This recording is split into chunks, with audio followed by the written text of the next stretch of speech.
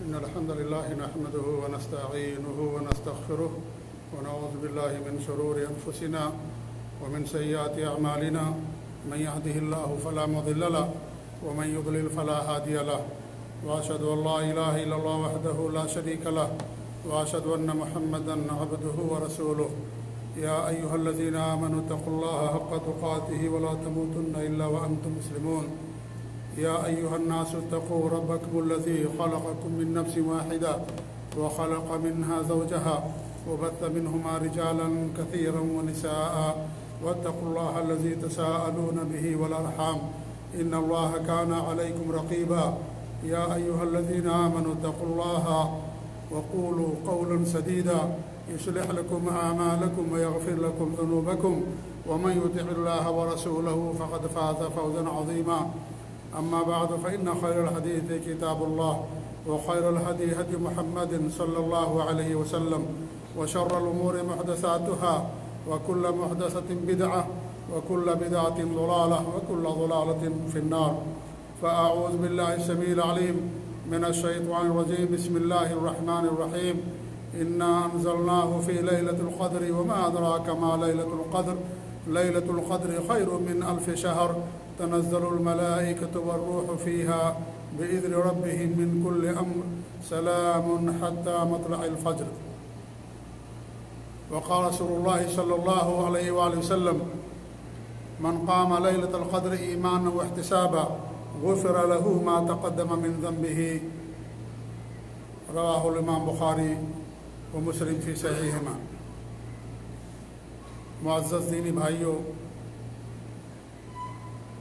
ابھی چند دنوں کی بات تھی کہ ہم رمضان کا استقبال کر رہے تھے اور رمضان کا چاند دیکھنے کی کوشش کر رہے تھے اور رمضان کی آمد سے ہر مسلمان خوش تھا۔ آج ایسا لگتا ہے کہ کتنی جلدی سے ہمارے اور آپ کے دن گزرتے جا رہے ہیں۔ 2 عشرہ تقریباً گزر چکا ہے، تیسرا عشرہ داخل ہونے والا ہے۔ یہی حال ہماری زندگی کا بھی ہے کہ انسان کا ایک لمحہ اس کی زندگی کا گزرتا ہے تو وہ موت کے قریب ہوتا جاتا ہے۔ اللہ رب العالمین نے اس چیز کے اندر ہمارے لیے عبرت اور نصیحت رکھی ہے۔ بڑی جلدی کے ساتھ وقت کا گزرنا یہ بھی قیامت کی نشانیوں میں سے ایک نشانی ہے۔ ہمارے نبی صلی اللہ علیہ وسلم کے ارشاد ہے کہ وقت بڑی تیزی کے ساتھ گزرے گا، اور آج وہی دیکھیے، ایسا لگتا ہے کہ بہت معمولی عرصہ گزرا اور اس طریقے سے بڑی آسانی کے ساتھ انسان کا وقت بڑی جلدی کے ساتھ گزرتا جاتا ہے۔ انسان چھٹی جاتا ہے اور جب اسے آنا ہوتا ہے ایسا لگتا ہے کہ ابھی تو چند دنوں کی بات ہے، میں آیا تھا اور اتنی جلدی ہمارا ٹائم پورا ہو گیا۔ تو میرے بھائیوں، ایک ایک لمحہ ہماری زندگی کا جو گزرتا ہے، حقیقت یہ ہے کہ ہماری عمر کم ہوتی جاتی ہے اور ہم اپنی موت کے قریب ہوتے جاتے ہیں۔ آخری عشرہ داخل ہونے والا ہے۔ رمضان کے آخری عشرے کی بڑی فضیلت ہے، کیونکہ اس آخری عشرے میں 2 اعمال ایسے ہیں جو اور دنوں میں انسان انجام نہیں دیتا ہے۔ انہی میں سے ایک شب قدر ہے اور ایک اعتکاف کرنا ہے، اور تیسرا عمل ہمارے نبی صلی اللہ علیہ وسلم جو اس آخری عشرے کے اندر بڑھا دیتے تھے وہ تھا صدقات و خیرات کرنا۔ صدقات و خیرات آخری عشرے کے اندر کثرت سے آپ کیا کرتے تھے۔ جس طریقے سے آندھی اور طوفان تیزی کے ساتھ بڑھتا ہے، اسی طریقے سے فقر و فاقہ کا خوف کیے بغیر آپ صدقات و خیرات کیا کرتے تھے۔ لوگوں کو، غریبوں کو، مسکینوں اور محتاجوں کو، ضرورت مندوں کو آپ دیا کرتے تھے۔ اور آخری عشرہ جب آتا تھا تو اور دونوں عشروں کے مقابلے میں اور زیادہ آپ تیزی کے ساتھ اللہ رب العالمین کی بات کرتے تھے۔ ہمارا معاملہ اس کے برعکس ہے۔ جو وقت گزرتا جاتا ہے رمضان کا، ہم تھکتے جاتے ہیں اور ہماری عبادت کے اندر کمی آتی جاتی ہے۔ پہلے عشرے میں انسان زیادہ چاق و چوبند رہتا ہے، زیادہ کرتا ہے۔ دوسرا عشرہ داخل ہوتا اور کچھ کم ہو جاتا ہے۔ پہلے دن 2 دن 3 دن مسجدیں آباد رہتی ہیں، دھیرے دھیرے مسجدیں سے لوگوں کا رشتہ کم سے کم تر ہوتا جاتا ہے۔ ہمارے نبی کا معاملہ اس کے برعکس تھا۔ جب آخری عشرہ آتا تھا تو اور جم کر کے اللہ رب العالمین کی بات کیا کرتے تھے۔ راتوں کو جاگتے تھے، اپنے گھر والوں کو جگاتے تھے اور اس طریقے سے کمر کس لیتے تھے اور بڑی مستعدی کے ساتھ اللہ رب العالمین کی بات کیا کرتے تھے۔ ہم تھک جاتے ہیں، پریشان ہو جاتے ہیں، 20 دن ہم نے عبادت جو کر لی ہم سمجھتے ہیں کہ ہمارے لیے کافی ہو گیا، اب اور زیادہ کرنے کی ضرورت کیا ہے؟ تو آپ آخری دنوں میں اور زیادہ جم کر کے، کمر کس کر کے، محنت کے ساتھ اللہ رب العالمین کی بات کیا کرتے تھے۔ یہ ہمارا دستور، یہ ہمارا شیوا ہونا چاہیے، کیونکہ آخری جو عشرہ آ رہا ہے اس کی بڑی فضیلت ہے، بہت ساری فضیلتیں اس کی ہیں۔ ایک بڑی فضیلت تو یہ ہے، کسی آخری عشرے کے اندر شب قدر آتی ہے، شب قدر آتی ہے۔ اللہ رب العالمین نے کیا فرمایا؟ انا انزلناہ فی لیلۃ القدر وما ادراک ما لیلۃ القدر لیلۃ القدر خیر من الف شہر۔ پوری ایک سورت اللہ رب العالمین نے قدر کی فضیلت میں، اس کی خصوصیات کے اندر اتاری۔ تو شب قدر اسی آخری عشرے کی طاق راتوں کے اندر ہوتی ہے۔ طاق راتوں کا مطلب یہ ہے کہ 21ویں رات یا 23ویں رات یا 25ویں رات یا 27ویں رات یا 29ویں رات، انہی 5 راتوں میں سے ایک رات طاق رات ہوتی ہے۔ ہمارے نبی صلی اللہ علیہ وسلم کو بتایا گیا کہ طاق رات کون سی ہے۔ آپ باہر نکلے بتانے کے لیے، 2 لوگ آپس میں جھگڑا کر رہے تھے، تو اللہ رب العالمین نے آپ کو بھلا دیا، اٹھا لیا گیا۔ پھر آپ نے کیا فرمایا کہ مجھے بتایا گیا کہ رمضان کے آخری عشرے کی طاق راتوں میں اس کو تلاش کرو۔ آپ کا بھول جانا بھی بہتر ہوا، اللہ رب العالمین نے آپ کو بھلا دیا تو آپ کا بھول جانا بھی بہتر ہوا۔ ایک رات کا جاگ لینا بڑی آسان بات ہو جاتی، لیکن 5 راتوں کا جاگنا انسان کے لیے تھوڑا مشکل ہے۔ جتنا زیادہ انسان جاگے گا، جتنا زیادہ قرآن کی تلاوت، ذکر و اذکار، صدقات و خیرات، نیک کام کرے گا، اتنا اسے اجر اور ثواب ملے گا۔ تو بھلائے جانا بھی، آپ کے بھلائے جانے میں بھی خیر ہے کہ اللہ رب العالمین نے آپ کو بھلا دیا۔ ایک مرتبہ آپ نماز پڑھا رہے تھے، نماز میں آپ بھول گئے، 2 رکعت پہ آپ نے سلام پھیر دیا، اس کے بعد پھر آپ نے 2 رکعت پڑھائی، سجدہ سہو کیا اور کہا کہ انما انا بشر انسا کما تنسون فاذا نسیت فذکرونی، میں انسان ہوں، بھول جاتا ہوں جیسے تم بھولتے ہو، لہذا جب میں بھول جاؤں تو مجھے بتا دیا کرو۔ جب آپ بھول گئے تو آپ نے 2 رکعت پڑھی اور سجدہ سہو کیا۔ اب سجدہ سہو ہمارے لیے مشروع ہو گیا، سجدہ سہو ہمارے لیے مشروع ہو گیا۔ تو اس طریقے سے آپ کے بھلائے جانے کے اندر بھی خیر اور بھلائی ہوتی ہے۔ تو بہرحال یہ شب قدر ہے جو رمضان کی آخری 10 راتوں کی طاق رات میں سے کسی ایک رات کے اندر ہوتی ہے۔ کوئی متعین رات نہیں کہ فلاں ہی رات ہوتی ہے۔ آدمی کو 5 راتوں کو جاگنا چاہیے، اور اس میں کیا کرنا ہے؟ انسان کو قرآن کی تلاوت کرنا ہے، ذکر و اذکار کرنا ہے، اور اس طریقے سے صدقات و خیرات کرنا ہے۔ جتنے بھی نیک کام ہیں انسان وہ کر سکتا ہے۔ اور ایک دعا آتی ہے جسے بطور خاص انسان کو پڑھنا چاہیے۔ وہ کون سی دعا؟ اللہم انکا عفو کریم تحب العفو فاعف عنی، اللہم انکا عفو تحب العفو فاعف عنی۔ اے اللہ تعالیٰ تو معاف کرنے والا ہے، معاف کرنے کو پسند کرتا ہے، تو مجھے معاف کر دے، مجھے تو معاف کر دے۔ ہر انسان اللہ تعالیٰ کی مغفرت کا محتاج ہے۔ کسی کو اپنی عبادت پر غرور گھمنڈ نہیں ہونا چاہیے۔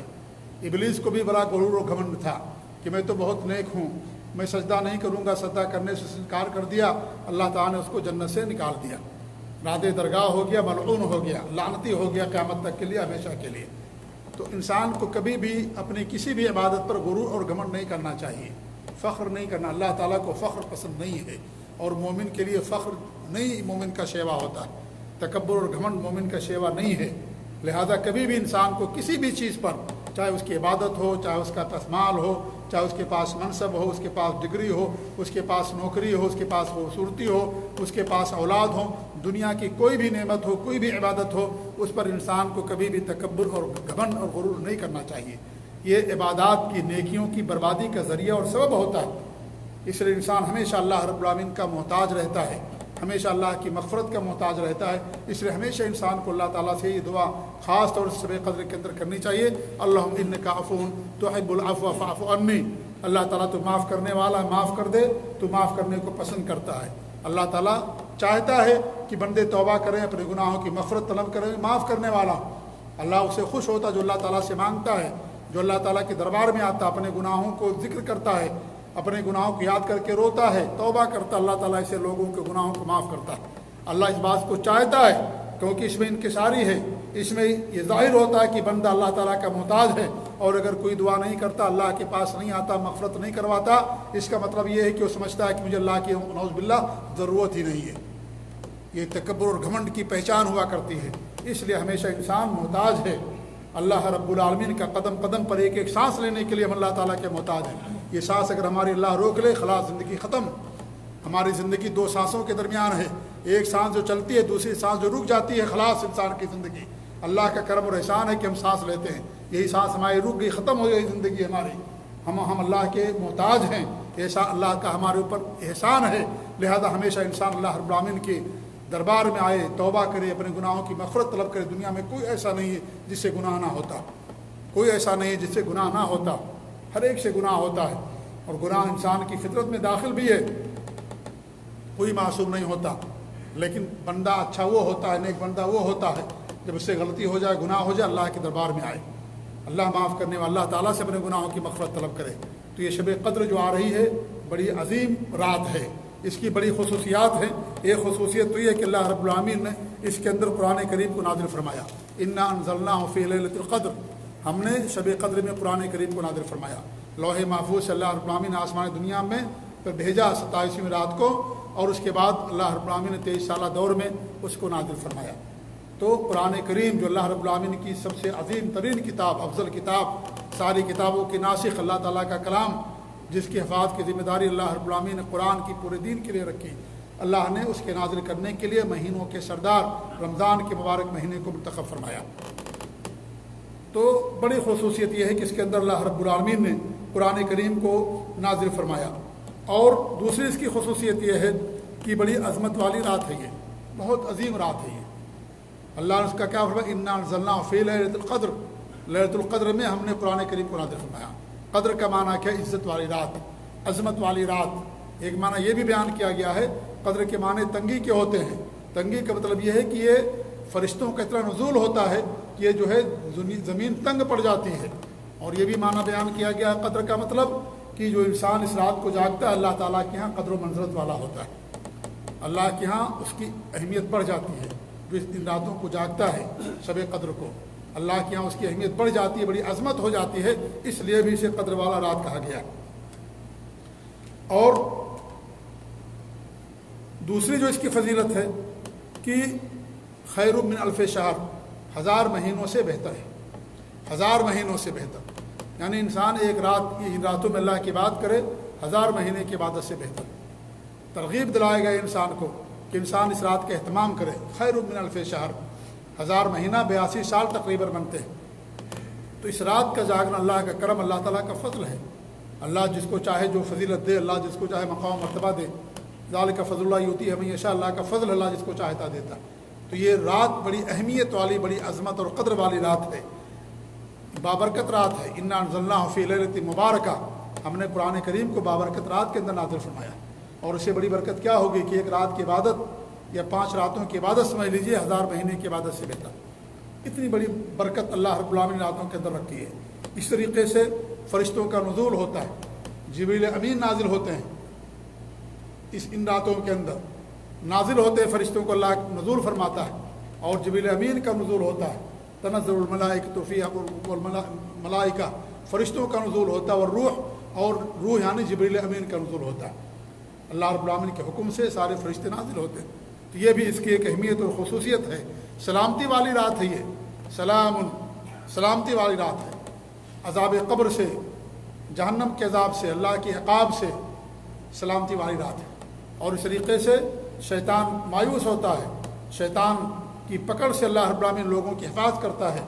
اس لیے اس کو سلامتی والی رات کہا گیا. تو یہ بڑی فضیلتیں ہیں اس کی جو شب قدر ہمارے اوپر آنے والی ہے. اور جو اس کی راتوں کو جاگتا ہے اللہ رب العالمین اس کے سابقہ گناہوں کو معاف کر دیتا ہے. اللہ کے رسول کی حدیث من قام لیلۃ القدر ایمانا واحتسابا غفر له ما تقدم من ذنبه, جو شب قدر کا قیام کرتا ہے, رات کو جاگتا ہے, اہتمام کرتا ہے, اللہ رب العالمین اس کے سابقہ گناہوں کو معاف کر دیتا ہے. کتنی فضیلتیں چاہیے میرے بھائیوں, اتنی ساری فضیلتیں ان راتوں کو حاصل ہیں اور ہم انہیں ضائع اور برباد کر دیتے ہیں. ہمارے کچھ بھائی لوگ جاگتے بھی ہیں, اللہ ہم سب کو ہدایت دے, نیکی پر قائم رکھے کہ راتوں کو جاگتے تو ہیں لیکن کھانے پینے میں, بات چیت میں, کپاسٹنگ میں اور چغلخوری میں, غیبت میں, لائنی باتوں کے اندر صرف کر دیتے ہیں, اور شاپنگ میں خرچ کر دیتے, ختم کر دیتے ہیں, بازار میں جا کر کے راتوں رات جاگتے رہتے ہیں. میرے بھائیوں, آپ کو اللہ نے توفیق دیا. رات کو جاگنے کا مطلب یہ ہے کہ آپ رات کو جاگیے اللہ کی عبادت کیجیے، قرآن کی تلاوت کیجیے، ذکر و اذکار کیجیے اور دعا کا اہتمام کیجیے اور نیک کام کیجیے۔ اس کا مطلب یہ ہے، یہ نہیں کہ ایسے ہی جاگتے رہیں، آپ ایسے ہی جاگتے رہیں اور نہ کوئی اہتمام کریں اور شاپنگ میں، بات کرنے میں اور لائنی باتوں کے اندر گزار دیں، یہ اس کا مطلب نہیں ہے۔ تو میرے بھائیوں، ہمیں اس رات کا اہتمام کرنا چاہیے تاکہ اللہ رب العالمین ہمارے گناہوں کو معاف کر دے۔ اسی طریقے سے اعتکاف ہے، آخری 10 راتوں کے اندر اعتکاف کرنا مسنون ہوتا ہے۔ ہمارے نبی صلی اللہ علیہ وسلم نے اعتکاف کیا اور اس طریقے سے صحابہ کرام نے اعتکاف کیا۔ اعتکاف کا مطلب یہ ہوتا ہے کہ انسان اپنے آپ کو مسجد کو لازم پکڑ لے اور مسجد کے اندر رہ کر کے اللہ رب العالمین کی بات کرے، قرآن کی تلاوت، ذکر و اذکار اور دیگر جو عبادات ہیں، تہجد، قیام اللیل اور تراویح وغیرہ تمام چیزوں کے انسان اہتمام کرے۔ تو یہ کیا ہے؟ یہ اعتکاف کہلاتا ہے، جو انسان اعتکاف کرتا ہے اللہ رب العالمین کے لیے۔ اعتکاف کے لیے مسجد کا ہونا ضروری ہے۔ اللہ تعالیٰ کے ارشاد ہے وَأَنْتُمْ عَاكِفُونَ فِي الْمَسَاجِدِ، تم لوگ مسجدوں کے اندر اعتکاف کرو، ایسی مسجد جو جمعہ مسجد ہو، تاکہ ایک بندے کو نماز جمعہ پڑھنے کے لیے مسجد سے نکلنا نہ پڑے۔ اور جو انسان اعتکاف کرتا ہے بلا ضرورت اس کا مسجد سے نکلنا جائز نہیں ہے کہ انسان بلا ضرورت مسجد سے نکلے۔ اس کو چاہیے کہ مسجد ہی کے اندر رہے، ضرورت پڑے، پیشاب پیخانے کی ضرورت ہے، کھانے پینے کی ضرورت ہے تو انسان نکل سکتا ہے، نکلے گا وہ، لیکن اگر کوئی ضرورت نہیں ہے تو اس کے بغیر انسان کو مسجد سے نہیں نکلنا چاہیے۔ یہی نہیں میرے بھائیوں، بلکہ اعتکاف کے دوران انسان جنازے کی نماز پڑھنے کے لیے بھی، کسی مریض کی یاد کرنے کے لیے بھی مسجد سے نہیں نکل سکتا ہے۔ آپ دیکھیں یہ دین ہے اللہ رب العالمین کا، اعتکاف کرنے والے کے لیے جائز نہیں ہے وہ کہ کسی مریض کی عیادت کرنے کے لیے جائے، بیمار پرسی کرنے کے لیے جائے، نہیں جا سکتا وہ۔ اللہ تعالیٰ اللہ کی بات کے اندر وہ موجود ہے وہ، یا اس طریقے سے جنازے کی نماز پڑھنے کے لیے مسجد سے باہر نکل کر کے جائے، نہیں جائز، یا قبرستان کی زیارت کے لیے جائے، یا جو ہے اور کسی کام کے لیے جائے، شریعت نے اس کو باقاعدہ منع کر دیا ہے۔ یہ اللہ تعالیٰ کا دین ہے، یہ اللہ رب العالمین نے اسے منع کر دیا کہ انسان اس کام کے لیے نہیں نکل سکتا۔ اس لیے عبادت کا دار و مدار کتاب و سنت پر ہے۔ ایک انسان کہہ سکتا ہے کہ بھائی تو ثواب کا کام ہے جنازے کی نماز پڑھنا، کیا حرج ہو گیا اس کو نکلنے میں، یا مریض کی عادت کرنا، مریض کی بیمار پرسی کرنا، اس کی حالت جا کر کے پوچھنا ثواب کا کام ہے، کیا ہو گیا نکلنے میں، یہ تو اجر کا کام ہے، یقیناً اجر کا کام ہے، لیکن اس کے لیے اجر کا کام نہیں ہے۔ ہمارے نبی نے منع کر دیا، اس کو نہیں جا سکتا ہوا اس کے لیے، کیونکہ دین اللہ رب العالمین کا، شریعت اس کے نبی کی ہے۔ اللہ نے جو حلال کیا وہی حلال، جو حرام کر دیا گیا وہ حرام ہوگا۔ ہمارے اور آپ کے کسی چیز کو برا جاننے سے چیز بری نہیں ہو جاتی اگر وہ شریعت کے اندر بری نہیں ہے تو، یا کسی چیز کو بہتر جاننے سے وہ چیز بہتر نہیں ہو جاتی اگر شریعت کے اندر بہتر نہیں ہے تو۔ اس لیے ایک اس کے لیے منع کیا گیا ہے اعتکاف کرنے والے کے لیے۔ عورت کے لیے بھی اگر اعتکاف کرنا ہے تو مسجد ہی کے اندر کرنا ہے، اگر نہیں مسجد کے اندر ہے تو مسجد کے اندر نہیں کرے گی۔ شب قدر کے لیے مسجد ضروری نہیں، آپ گھر کے اندر بھی شب قدر جا سکتے ہیں، لیکن اعتکاف کے لیے مسجد ضروری ہے۔ وَأَنْتُمْ عَاكِفُونَ فِي الْمَسَاجِدِ، اللہ کے رسول کی بیویاں مسجد کے اندر اعتکاف کرتی تھیں۔ ہم اللہ کے رسول کی مسجد اور حضرت عائشہ اور ہمارے نبی کی بیویوں کا گھر کتنا دور تھا، ایک دم مسجد سے ملا ہوا تھا، دروازہ لگا ہوا تھا، ایک دروازہ کھولتے تھے اسی سے مسجد میں آتے تھے اور پھر حضرت عائشہ گھر کے اندر آتے تھے، لیکن پھر بھی گھروں میں انہوں نے اعتکاف نہیں کیا۔ کہاں اعتکاف کیا؟ مسجد کے اندر۔ مسجد کے اندر باقاعدہ ان کے لیے خیمے لگتے تھے، پردہ کیا جاتا تھا۔ اگر پردہ کیا جائے گا تو عورت جاگے گی، نہیں کیا جائے گا عورت نہیں جاگے گی، کیونکہ اعتکاف کے لیے مسجد کیا ہے، یہ ضروری ہے، مرد کے لیے بھی عورت کے لیے۔ جیسے اعتکاف کرتے انسان طواف کرتا ہے خانہ کعبہ کا کرے گا، اور دیگر اعمال جو جگہوں کے ساتھ خاص ہوتے ہیں انسان وہی کرے گا، اس طریقے سے یہ عمل بھی اسی کے ساتھ خاص ہے۔ اگر مسجد میں اہتمام انتظام ہے تو ٹھیک ہے، اگر نہیں ہے تو عورت شب قدر کو جاگے گی، لیکن گھر کے اندر اعتکاف کرنا عورت کے لیے صحیح نہیں ہے، درست نہیں ہے۔ عورت کے لیے بھی مسجد کی شرط ہے جیسے مرد کے لیے شرط ہوتی ہے۔ ہمارے یہاں اعتکاف کے تعلق سے کچھ لوگ بہت ساری باتوں کا شکار ہیں، غلط فہمی کا۔ اعتکاف کرنا مسنون ہے، سنت ہے، فرض اور واجب نہیں ہے۔ کہتے ہیں زیادہ بوڑھا ہوگا اس کے لیے اعتکاف کرنا ضروری ہے، لوگ یہ سمجھتے ہیں، یا گاؤں کے اندر اگر کوئی اعتکاف نہیں کرے گا پورے گاؤں کے لوگ گنہگار ہو جائیں گے، ایسی بات نہیں۔ نماز جنازہ فرض کفایہ ہے، اگر اس گاؤں کے لوگ نہیں پڑھیں گے یا کوئی نہیں مسلمان پڑھے گا تو گنہگار ہوں گے پوری بستی کے لوگ، لیکن اعتکاف کرنا سنت ہے، فرض نہیں ہے، واجب نہیں ہے۔ یہ اگر آپ کریں گے آپ کو ثواب ملے گا، نہیں کریں گے تو آپ کو گناہ نہیں ملے گا، ثواب کا کام ہے، کرنا چاہیے، جیسے شب قدر کا جاگنا ہوتا ہے۔ تو یہ اعتکاف بھی انہی راتوں کے اندر کیا جاتا ہے۔ ہمارے نبی نے آخری سال 2 مرتبہ اعتکاف کیا، ہر سال 1 مرتبہ کرتے تھے، لیکن جو آپ کا آخری رمضان تھا 2 مرتبہ آپ نے اعتکاف کیا۔ ہر بار وہ قرآن کریم 1 مرتبہ پڑھ کر کے سناتے تھے جبریل امین کو، آخری جو رمضان تھا 2 مرتبہ پڑھ کر کے سنایا۔ یہ نہیں کہ 2 مرتبہ خود پڑھا، نہیں، پڑھ کر کے سنایا 2 مرتبہ. جی ہاں، کتنی بار ختم کیا اللہ بہتر جانتا ہے، لیکن پڑھ کر کے آپ نے سنایا 2 مرتبہ. تو اس سے معلوم یہ ہوتا ہے کہ ان راتوں کا اعتکاف کرنا، قیام کرنا اور شب قدر کا جاگنا یہ ہمارے لیے بہت زیادہ اجر و ثواب کا باعث ہے. ہمیں چاہیے کہ ان راتوں کی قدر کریں. اللہ نے توفیق دیا ہے، رمضان کا مہینہ دیا، یہ ہمارے لیے سعادت مندی ہوگی کہ ہم ان راتوں کا اہتمام کریں، ان راتوں کو جاگیں اور اپنے گناہوں کو اللہ تعالیٰ سے معاف کروائیں. اللہ تعالیٰ سے دعا ہے کہ اللہ رب العالمین ہمارے گناہوں کی مغفرت فرمائے، اللہ رب العالمین ہماری گردنوں کو جہنم سے آزاد کرے، اللہ تعالیٰ ہمیں جنت کے اندر داخل نصیب فرمائے، اللہ تعالیٰ ہمارے قیام کو، نیکیوں کو، ٹوٹو پھوٹی عبادتوں کو اللہ رب العالمین قبول فرمائے. اللہ رب العالمین ہمیں، ہمارے والدین کو، تمام مسلمانوں کو اللہ رب العالمین اس مہینے کے اندر زیادہ زیادہ نیک کام کرنے کی توفیق دے، اور جو نیک اعمال کیے جائیں اللہ تعالیٰ انہیں شرف قبولیت بخشے.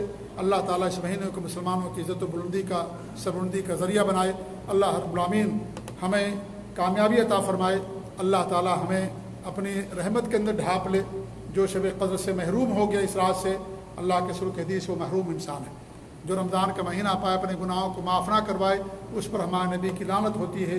اور بد دعا آپ نے فرمائی تھی کہ اس آدمی پر بد دعا جسے رمضان کا مہینہ ملے اپنے گناہوں کو معاف نہ کروا سکے.